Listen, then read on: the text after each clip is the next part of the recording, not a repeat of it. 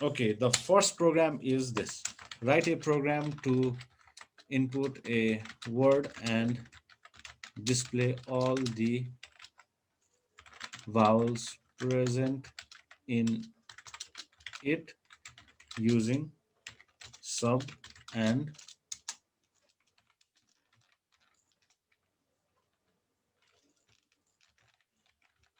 function procedure. Now from now all the programs from now onwards we will be doing using sub procedure as well as we will be doing using function procedure. Okay, so the first thing we will be doing using sub procedure, using sub procedure. Okay, so for using sub procedure, the first thing is we have to declare a sub procedure. Now this is a vowel program, so let's write our sub procedure name as vowel. So declare sub vowel. Okay, now here inside what we have to do is we have to input a word. We have to input one word. So in order to input a word, what we can do is we need a variable or a parameter to store the word. So the parameter I'm using is $. For word, I'm using $. Okay. Now dollar sign, because word is a string value, and in order to store a string value, we have to declare a string variable. So our parameter over here is a string variable, which is $. And one more thing, let me tell you over here right now also, that if we use sub procedure, then our sub procedure, it doesn't return any value. Since it doesn't return value, we do not need to write any symbol over here. Whether our program may display string value or it may display a numeric value, it doesn't matter. We do not need to write any symbol over here. So okay, now we need to take one input. So let's take input. CLS is already there. So enter any word. So user will type one word and let's store that word in $. Now let's call after our input part is over, we call the sub procedure. So call is done through this call keyword. Now our sub procedure is vowel and $. Is the variable where it is stored, and this $. Over here is known as argument, and argument is also known as actual parameter or real parameter, whereas this $. Is known as parameter, or it is also referred as formal parameter. Okay, so after all this, let's go towards the definition part, which starts with sub, then we write vowel and argument, sorry, not argument, parameter, which is $. So inside this, what we will do is we will display all the vowels present in the word. Okay, suppose user types, okay, usually this is the example that I usually use. If user types tiger, then according to the question, what we have to display is we have to display all the vowels that are present over here. And according to our English vocabulary, there are 5 vowels, A, E, I, O, U. And among those vowels, there are 2 vowels here. One is I, another one is E. So what we have to do in our output is we have to display I as our output. Obviously, one message we will display the vowels are, but our objective is we have to extract vowels from this particular word and we have to display it. So this is what we have to do. So in order to extract only the vowels from the word, what we have to do is we have to extract each character. We have to do 3 things over here. First thing is we have to extract each character. Then after we have extracted each character, what we will do is we have to check whether the extracted character is vowel or consonant. And if extracted character is a vowel, then what we will do is we will store that particular vowel in a separate variable. So these are the 3 things that we have to do. So in order to do these things, what we need to do is we need to form a loop. So everything, all these 3 processes will be done inside a loop. And the 3 processes is extraction. Each character extraction will extract each character one by one. After we have extracted, what we'll do is we'll check those characters whether it is vowel or consonant. If it is a vowel, then we'll store that particular vowel in a separate variable. And after our work is all over, then what we'll do is whatever we have stored, those things we will be displaying. So what the first thing that we need is a loop. And to and for loop, what we will do is we will look at the input that user has given. Suppose user gives tiger. Okay, suppose user types tiger, then what we have to do is we have to extract 5 characters. Now, it might not be always tiger that user will type. User may type anything of his or her choice. So, suppose user types ABBA, then here we have to extract 4 characters. Suppose user types aeroplane, then we have to extract 1, 2, 3, 4, 5, 6, 7, 8, 9. We have to extract 9 characters. So, whatever user types, according to the length of the value that user types, we have to run our loop that many times. Suppose if it user types aeroplane, then we have to run our loop 9 times. Suppose user types tiger, then our loop has to run 1, 2, 3, 4, 5 times. So it is basically the length of the value that user types. Okay, and in order to calculate length, what we have is we have len function, len function, that we have already discussed in previous class. Not previous class, but our before, maybe when we were studying this, all these string functions, that is library functions, we have already covered that len function as well. So what we'll do is we will run a loop, and that loop will run up to the length of the word that user has typed. So that's what basically I'm trying to say. Okay. Okay. So our input, let's go from.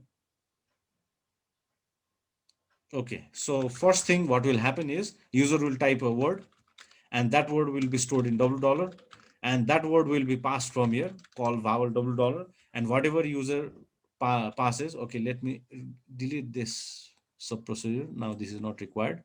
It will go and store in this double dollar. So what we have assumed is user has typed tiger. That's what we have assumed. So user has typed tiger, so tiger will be stored in double dollar. Okay. Now what we'll do is we'll form a loop. So for I is equals to, now what we have to do is we have to run our loop from 1 to the length of the word, that is len double dollar.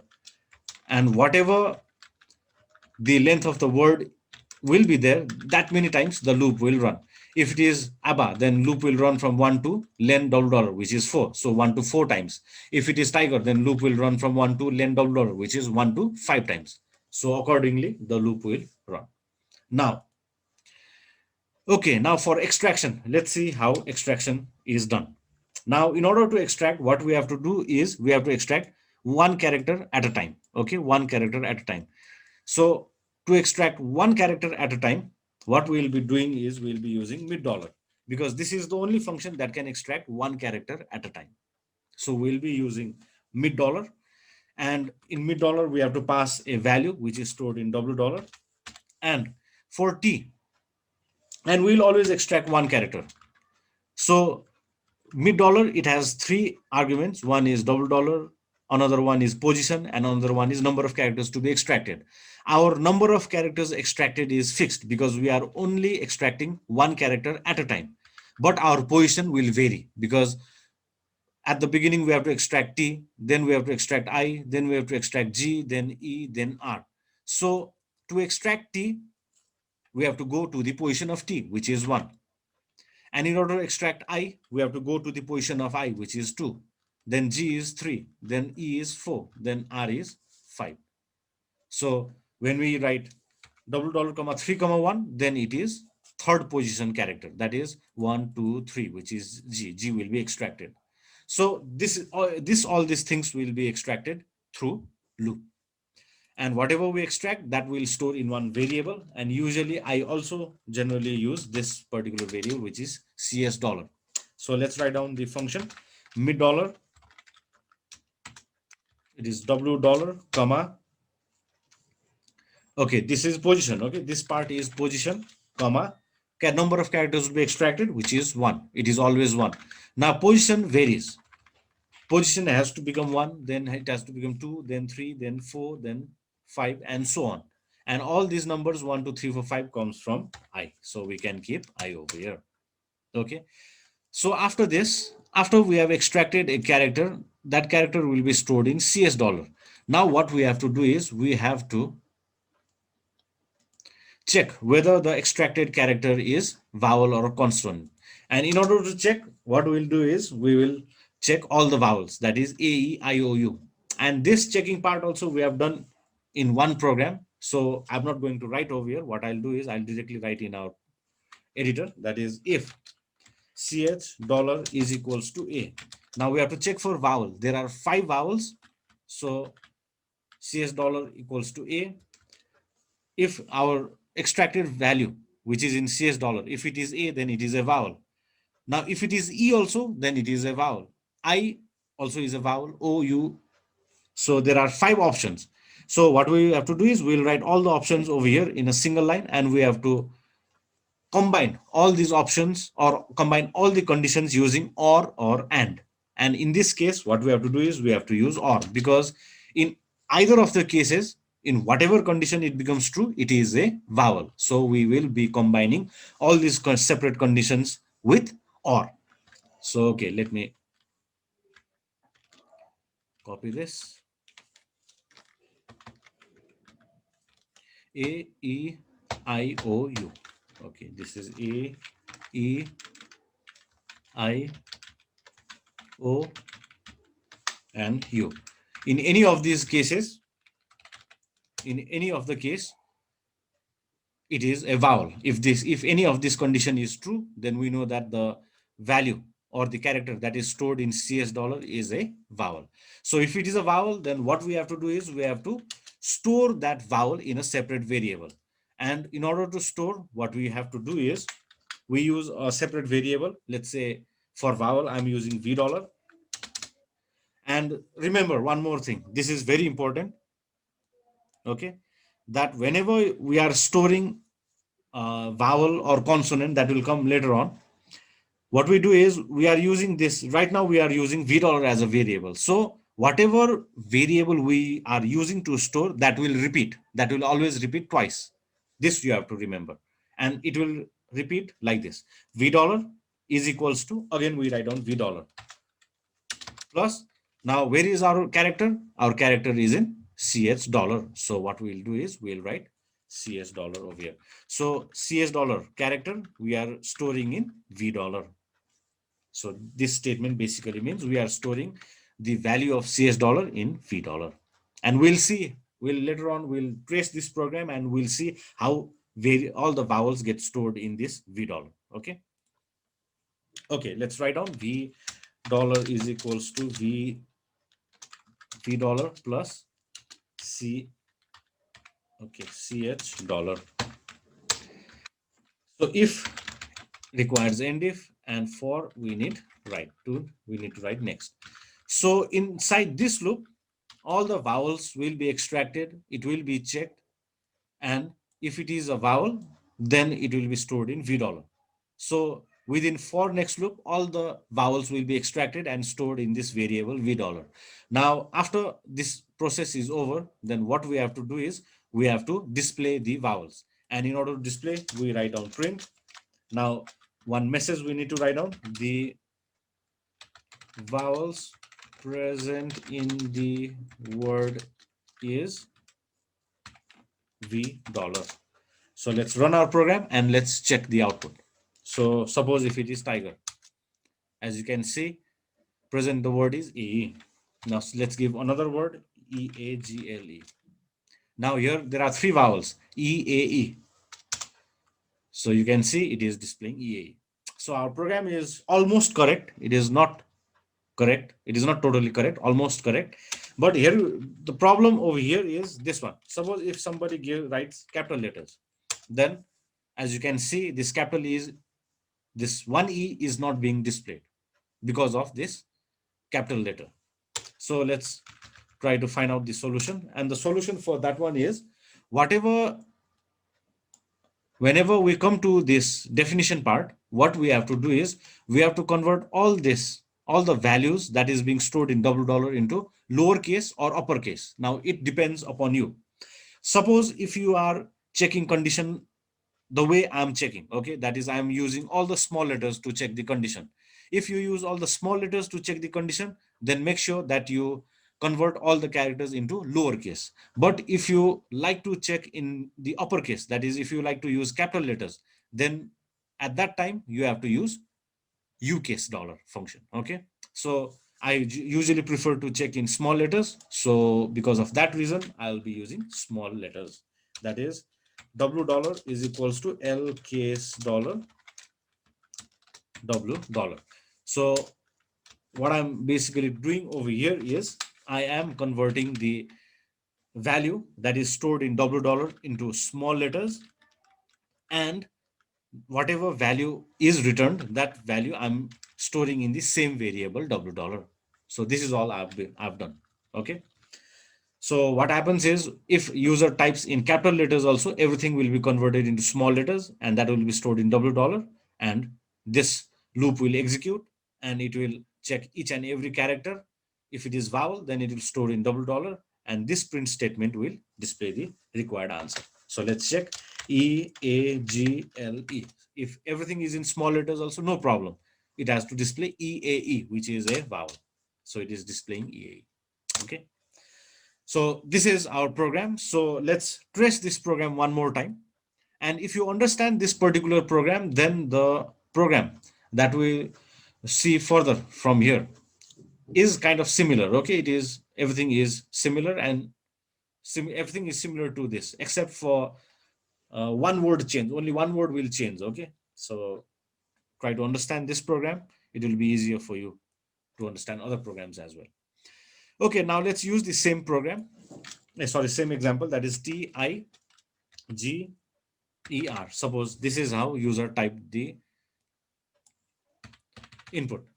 So what will happen is, okay, user has typed the input will be stored in this $. From here the value will be sent to the definition part. Our definition is over here, and this $, will hold TIGER. So up to so far we have reached up to here. That is, this $, got value dot TIGER. Now it will come to this line inside sub procedure. It will go inside sub procedure. The first line is $, LKS dollar $. So what it will do is this line will convert the value stored in $, into small letters. So TIGER is going to be small. TIGER small.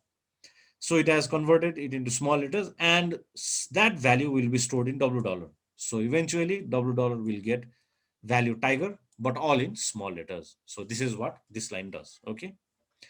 Then we are into loop. So we have I is equals to 1.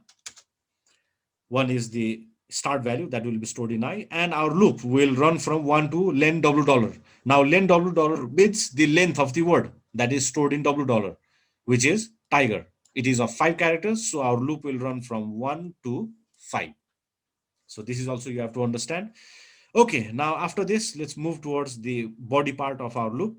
The first line is CS dollar. So we have a new variable CS dollar. Okay, CS dollar equals to mid dollar $, I comma 1. I is 1, 1 comma 1 is first position 1 character, which is T. T will be extracted and stored in CS dollar. So CS dollar holds value T. Now it will be checked over here. Condition will be checked. AEIOU is what we have checked. And in all the conditions, this is false because our value is T, our character is T, and we are checking with AEIOU. Hence it is false. If it is false, it will go towards its false part. But our if doesn't have false part. So it will go below end if. So it will come to next. Next will take us to step. There is no step. I will increase by 1. I becomes 2. So I is 2, 2 comma 1. 2 comma 1 is second position 1 character. Second position 1 character. So second position 1 character is I. I will be extracted and stored in CS dollar. So CS dollar has I. Okay, I will be checked. A is false, E is false, but I is true. Since this condition is true, the whole condition gets true. Okay, you have to understand that if all the conditions are combined with or, then if any one of the condition is true, then the whole condition will be true.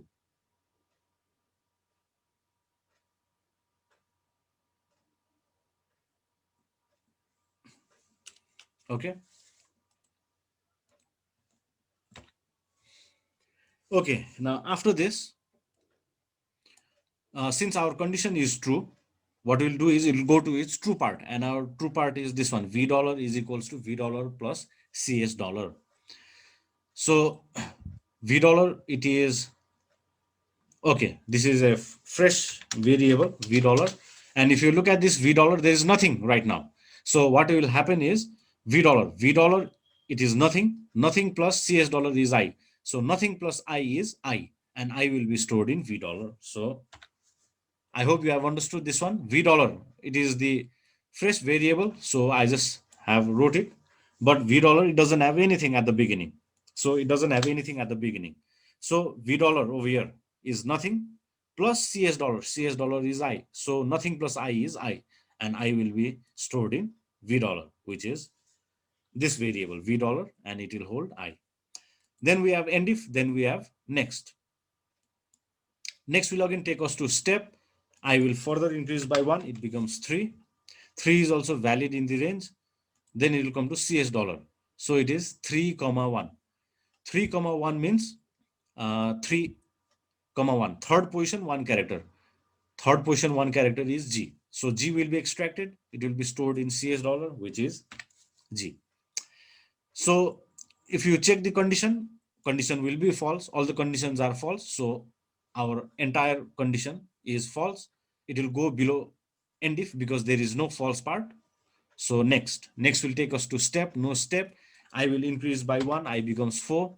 4 is also valid in this range because our loop will run from 1 to 5. So 4 is a valid number. So it will come to the body part. Now it is 4 comma 1. 4 comma 1 is this E. This E will be extracted. It will be stored in CS dollar. Now this condition is true. Since this condition is true, the whole condition becomes true.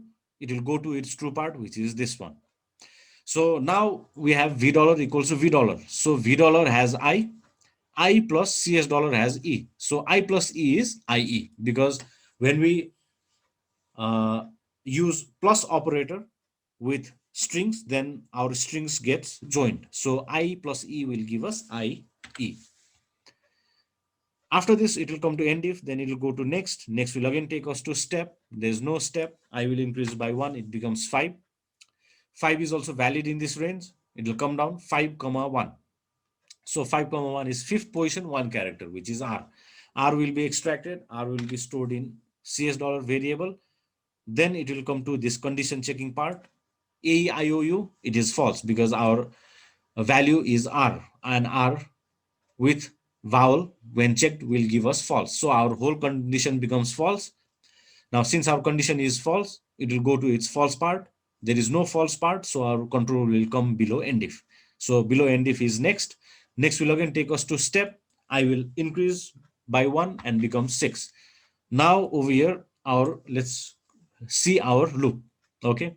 Our start value is 1, but our end value is len w dollar, and len w dollar is 5.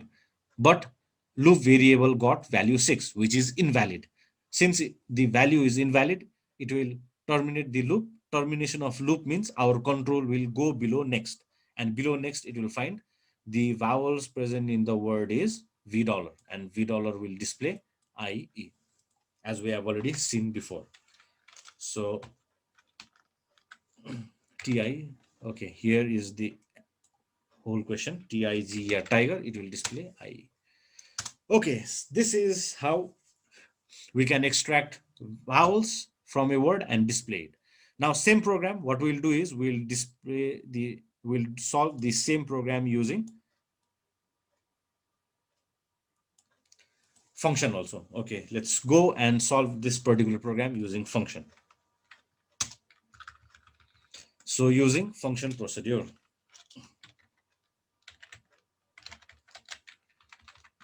Okay, using function procedure. So the first thing is we have to replace sub with function. Okay, let's keep our name the same. So vowel. Now, whenever we write program using function procedure, we have to check for this dollar sign, whether this is required or not. And in this particular program, what we are displaying is we are displaying vowels, and vowels are string values. Now, since we are displaying string values, what will happen is in this program, this particular function will also return string values. Whatever we display, that's what the function returns. We are displaying a string value, so our function also returns a string value. And if our function returns a string value, then we have to keep dollar sign. Hence, dollar sign is required over here. Okay, so dollar sign is required. We have kept it. Now, okay, input is same. Now we have to call, and in order to call function, we use print keyword. So let's write print. Now this particular program will only return vowels. It will not return any message. So it's better we write down message over here. So let's write down the message. The vowels present in the word. Okay, let's write down is instead of r. The vowels present in the word is vowel. Now dollar sign we need to write. So this is the end of our main module. Now let's go towards our definition part. So here is our definition part. Replace sub with function. So we need to write dollar sign as well. Okay, now this is, now just look over here. Everything is same. Okay, this line is same. We have to convert into lowercase. We have done. Loop. We have to go from 1 to the length of the word, which we have done. We have to extract. We have to check the condition. Then if it is a vowel, then we have to store also. Then it is, we have to end if, which is end if. Then we have to end for, which is next. Now the only difference is in this line. Now if we write program using function, we do not display the required thing inside the definition. What we have to do is we return the value. So in order to return a value, what we have to do is we have to write the name of the function, which is vowel. Then we write down dollar sign. Then it is equals to. Now, what is the value that we are trying to return? The value that we are trying to return is the vowels, and those vowels are stored in v dollar variable. So that's what we return, which is v dollar. So the only change lies in this part. Instead of displaying, what we do is we return the value. So let's run our program and see the output. Tiger.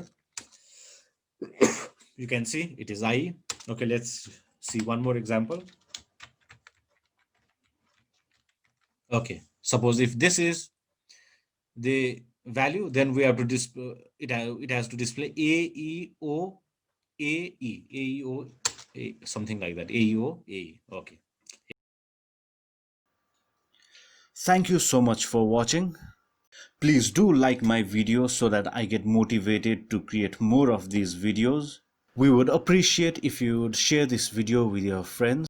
And if you have any queries and suggestions, let me know through the comment section. Lastly, please do subscribe my channel and press the bell icon so that you get notified every time I post a new video.